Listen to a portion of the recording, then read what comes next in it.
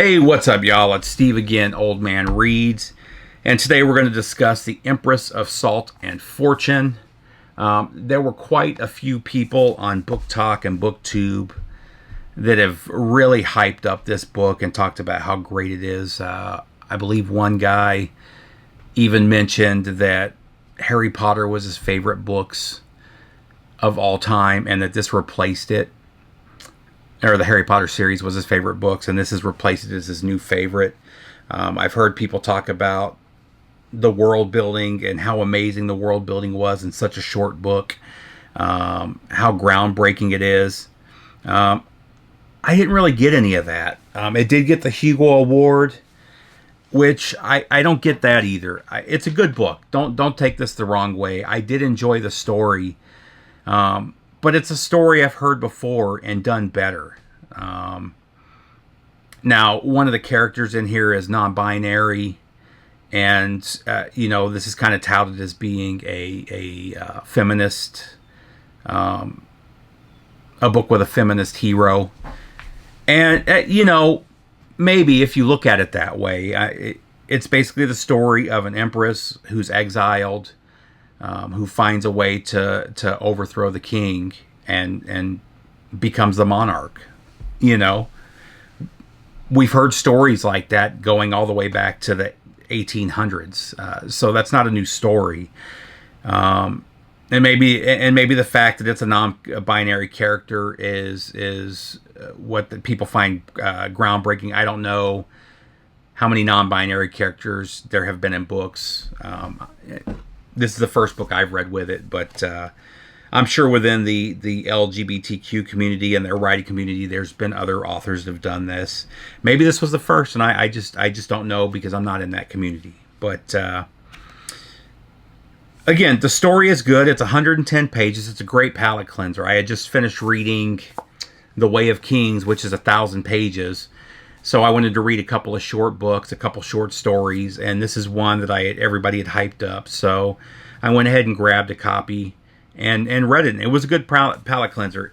Her writing style, it's I'm not sure if it's Nai-Vo or Hi-Vo, but I'm just going to call her Vo. So Vo has a really dreamy writing style, and I do like her writing style. It took me a few pages to get into it. But that's because I had never read anything from her before. There's quite a few authors that I'm a fan of that have a more poetic writing style, and it always takes me a few pages to get into it. And I did see a lot of people criticize her dreamy writing style, which I don't get. She does a great job. I do like her writing. Now, I did mention that one of the characters was non-binary. The character is Chi, who is a non-binary cleric, and who has a animal familiar that goes by the name Almost Brilliant. I did not realize that the character was non-binary till almost 50 pages into the book. And maybe because it wasn't something that I'm familiar with in life. I don't know anybody that goes by they, them pronouns. The main reason I didn't catch on to it right away, though, was the fact that she has the familiar. So every time the other character, Rabbit, she was basically a servant and friend of the Empress, and she's kind of the one telling the story to Chi, telling the story of the Empress's exile and then rise into power, basically. But every time I saw they, them, I assumed that the writer was talking about Chi and the bird. So when I go back and read it now, I kind of see it. I think it was just a little, I don't know if there's a way. I get that Vo didn't want her to say, hey, I'm non-binary, call me they, them. I get that that's not what she wanted. I just think there was a better way it could have been introduced so I wasn't 50 pages in before it hit me. You know what I mean? And it adds to the confusion of the book a little bit. And one of the biggest complaints I saw from people is how confusing the book is. And she wrote it that way. I mean, that's one of the nice things about it is you don't actually know what's going on until about 90 pages into the book. And she kind of wrote it that way so that you're piecing it all together as you go. I just don't think that ultimately the payoff was the huge payoff that I was expecting more with the hype behind the book. I probably would have liked the book a lot more had it not had all this hype built up behind it. But there are things I do like about the book. There's a really good passage in here that I love.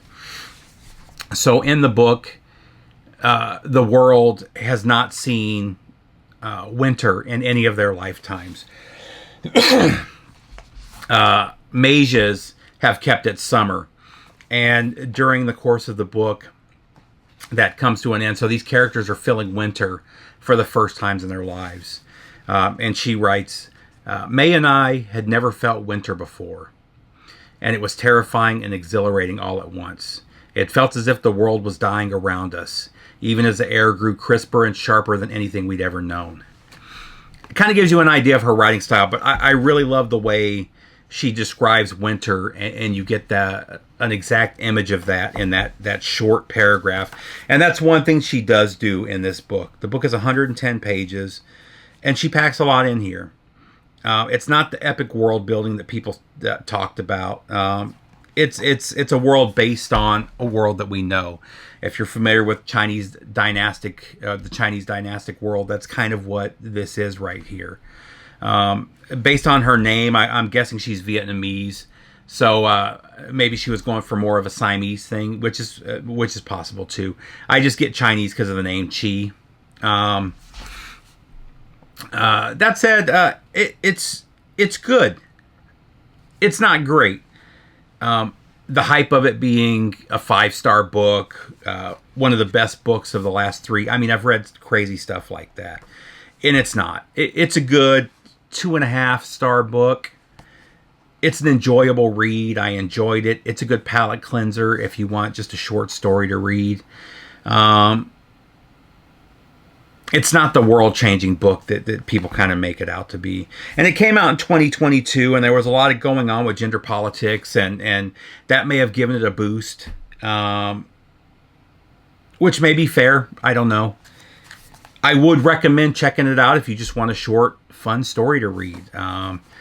This kind of reminds me, I've been going back and reading a lot of the fairy tales from and the early fantasy books, which are more a long line of fairy tales from the late 1800s, and that's kind of what this story reminds me of, with the LGBTQ element added to it.